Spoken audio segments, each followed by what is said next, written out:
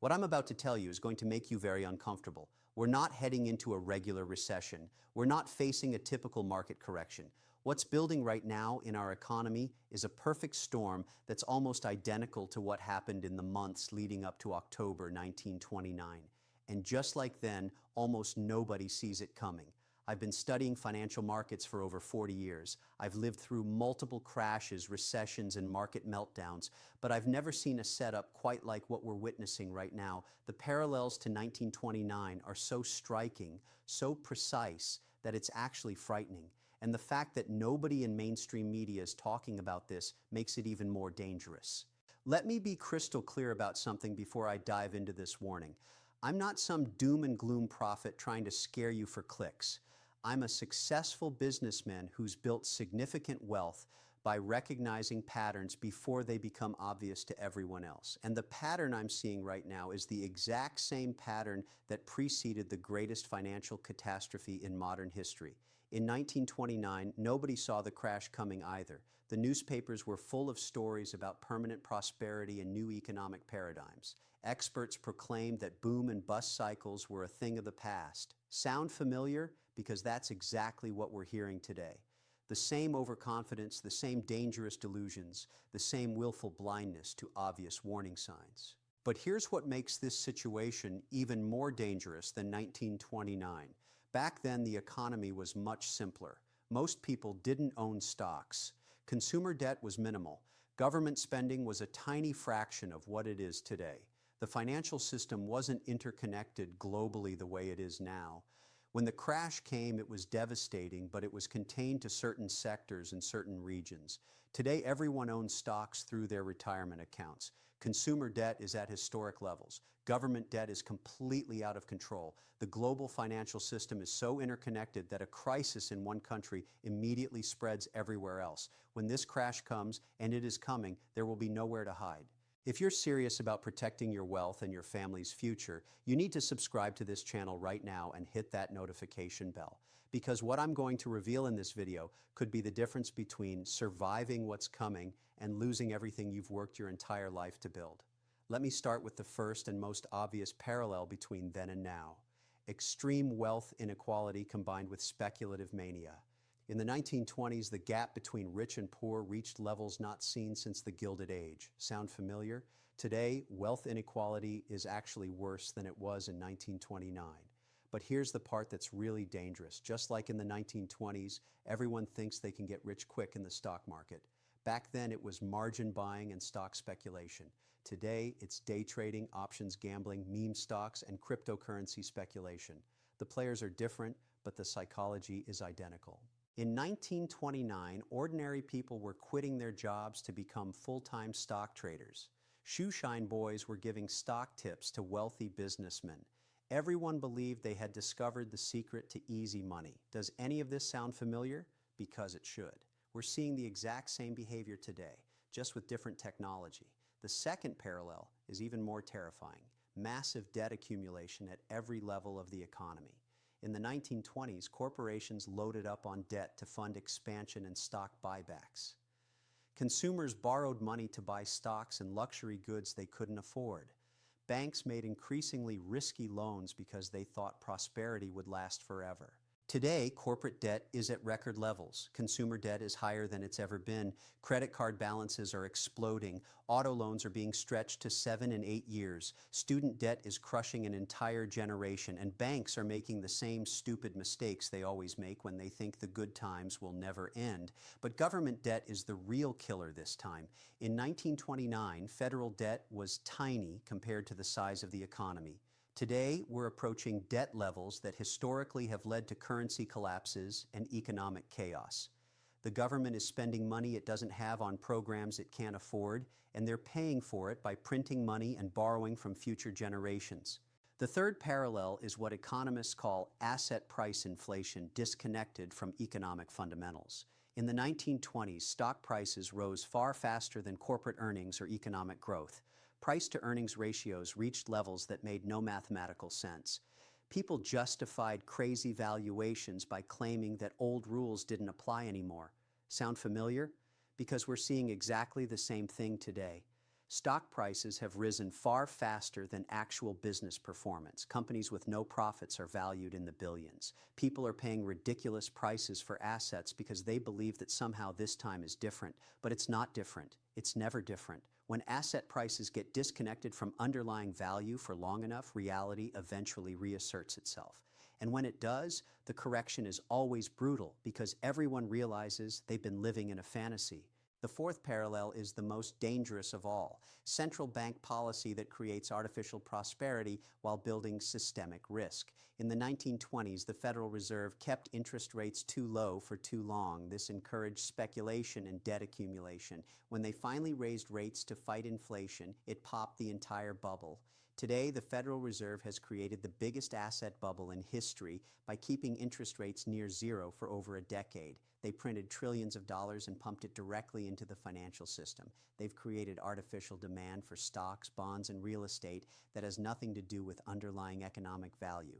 Now they're trapped. If they keep rates low, inflation will destroy the currency. If they raise rates significantly, they'll crash the markets and trigger a depression. Either way, the system breaks. There's no good outcome from here, just different flavors of disaster. The fifth parallel is political and social instability combined with international tensions. The 1920s ended with rising political extremism, social unrest, and international conflicts that contributed to economic chaos. We're seeing similar patterns today with political polarization reaching dangerous levels and international relationships breaking down.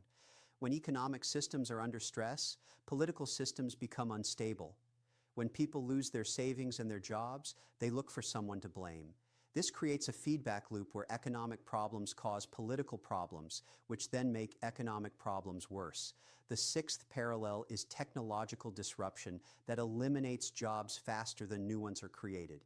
In the 1920s, automation and mechanization were eliminating agricultural and manufacturing jobs. Today, artificial intelligence and robotics are eliminating white-collar and service sector jobs. This creates structural unemployment that government spending can't fix. But here's what makes today's situation even more dangerous. In the 1920s, most of the disruption was in physical industries. Today, technology is disrupting information-based industries that employ millions of people. When artificial intelligence can do the job of lawyers, accountants, financial analysts, and even doctors, what happens to all those people? The seventh parallel is something that very few people understand, but it's absolutely critical: banking sector concentration and systemic risk. In the 1920s, a handful of large banks controlled most of the nation's deposits and lending. When those banks got into trouble, the entire system collapsed because there was no effective backup. Today, our banking system is even more concentrated than it was in 1929. The top 5 banks control over 40% of all deposits. And unlike 1929, these banks are now interconnected globally through derivatives, currency swaps, and complex financial instruments that nobody fully understands. When one major bank fails today, it doesn't just affect that bank's customers. It triggers a cascade of failures throughout the global financial system. We saw a preview of this in 2008 with Lehman Brothers, and the system has only become more concentrated and more interconnected since then. But here's what's even more terrifying. In 1929, banks mostly made simple loans and took deposits. Today, banks are massive speculative trading operations disguised as commercial banks. They're gambling with depositor money in derivatives markets, foreign exchange trading, and complex structured products that can blow up without warning. The eighth parallel is commercial real estate speculation combined with overbuilding. In the 1920s, developers built massive commercial projects based on the assumption that economic growth would continue forever. When the economy turned, these projects became worthless and took down the banks that financed them. Today, we have the biggest commercial real estate bubble in history. Office buildings, shopping centers, hotels, apartment complexes, all built based on assumptions about work patterns, shopping habits, and lifestyle choices that are rapidly becoming obsolete. The shift to remote work alone is making billions of dollars worth of office space permanently worthless.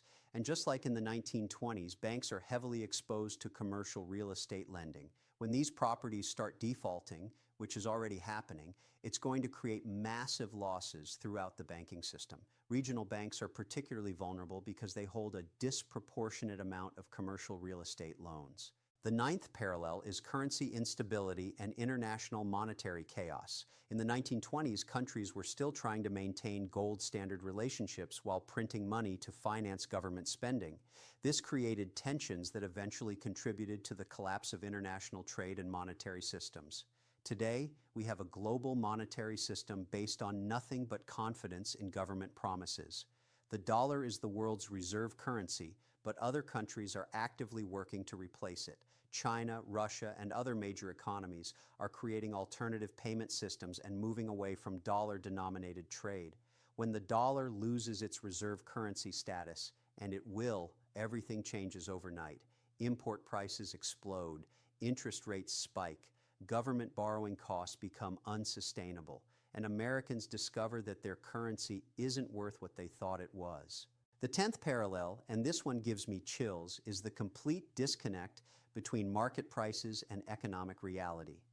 In 1929, stock prices reached levels that bore no relationship to actual business conditions. Companies with declining earnings saw their stock prices double and triple. Investors justified insane valuations with theories about new economic paradigms. We're seeing exactly the same thing today. Companies that lose money every quarter are valued higher than profitable companies were a generation ago. Investors are paying 50, 70, 100 times earnings for businesses that may never be profitable. They justify these valuations by talking about disruption and future potential and new business models. But here's the truth about market valuations. They always eventually revert to historical norms. And when they do, the correction is always proportional to how far they deviated from reality. The further prices get from fundamental value, the harder and faster they fall when reality reasserts itself. Now let me tell you about the specific triggers that caused the 1929 crash, because these same triggers are building right now. The immediate cause of the 1929 crash wasn't some external shock or black swan event. It was a confidence crisis that started with a few margin calls and snowballed into a panic. Here's how it happened. By September 1929, stock prices had reached such ridiculous levels that even optimistic investors started getting nervous. A few large investors began taking profits and reducing their positions. This caused slight price declines, which triggered margin calls for leveraged speculators. When these speculators couldn't meet their margin calls, they were forced to sell stocks to raise cash. This caused bigger price declines, which triggered more margin calls, which forced more selling. Within weeks, this feedback loop had turned into a full-scale panic that wiped out decades of gains in a matter of days. The exact same mechanism is being set up today. Retail investors are using more leverage than ever before. Options trading has exploded. Margin debt is at record levels. Algorithmic trading amplifies every price movement. When the selling starts, it's going to be much faster and much more violent than anything we saw in 1929. But the real danger isn't the initial crash. The real danger is what happens after the crash, and this is where the parallels to 1929 become truly terrifying. After the initial stock market crash in October 1929, many people thought the worst was over. The market even rallied briefly in early 1930. But the crash had damaged confidence in the financial system so badly that it triggered a wave of bank failures, business bankruptcies, and unemployment that lasted for years. What started as a stock market correction became the Great Depression because the underlying economic imbalances were never addressed. Today, the underlying imbalances are much worse than they were in 1929. Government debt, consumer debt, corporate debt, all at levels that would have been unimaginable back then. When this crash comes, it's not going to be just a stock market correction. It's going to be a complete reset of the entire economic system. The 11th parallel is international trade tensions and rising protectionism. In the 1920s, countries began imposing tariffs and trade restrictions that reduced global commerce and made the economic downturn worse. The Smoot-Hawley Tariff Act of 1930 turned a recession into a depression by destroying international trade. Today, we're seeing the same rise in protectionist policies, trade wars, economic sanctions, supply chain nationalism, countries trying to become economically self-sufficient. These policies might sound good politically, but economically they're devastating because they reduce efficiency and increase costs. When the crash comes, these trade tensions are going to make recovery much more difficult. Countries will blame each other for economic problems and impose even more restrictions on trade and investment. This will turn what could be a normal recession into a prolonged depression. The 12th and final parallel is the most important one: denial and complacency at the highest levels of government and finance. In 1929, right up until the crash, government officials and business leaders were proclaiming that the economy had never been stronger. They dismissed warnings as pessimistic nonsense from people who didn't understand the new economic reality. Today, we're hearing exactly the same rhetoric. Government officials talk about soft landings and controlled inflation. Business leaders proclaim that this time is different because of technology and globalization. Financial experts dismiss warnings about debt and asset bubbles as outdated thinking. This complacency is incredibly dangerous because it prevents the kind of policy changes that could reduce the severity of the coming crash. Instead of addressing the underlying problems, leaders are doubling down on the same policies that created the problems in the first place. So when is this crash going to happen? Based on the historical parallels and current economic indicators, I believe we're looking at a timeline very similar to what happened in the late 1920s. The setup phase is already complete. We're now in what I call the trigger phase, where small events start cascade effects that eventually bring down the entire system. In 1929, the trigger phase lasted about 6 months, from March through September. Small cracks appeared first. A few banks failed in agricultural areas. Some highly leveraged investors got margin calls. Stock prices became more volatile, but most people ignored these warning signs because the overall trend was still upward. Today, we're seeing the same pattern: regional bank failures, corporate bankruptcies in over-leveraged companies, increased market volatility, credit spreads widening. These aren't isolated incidents. They're early symptoms of systemic breakdown. And just like in 1929, most people are ignoring them because the major indexes are still near record highs. But here's what I know about market crashes. They don't happen gradually. They happen suddenly, usually when everyone least expects it.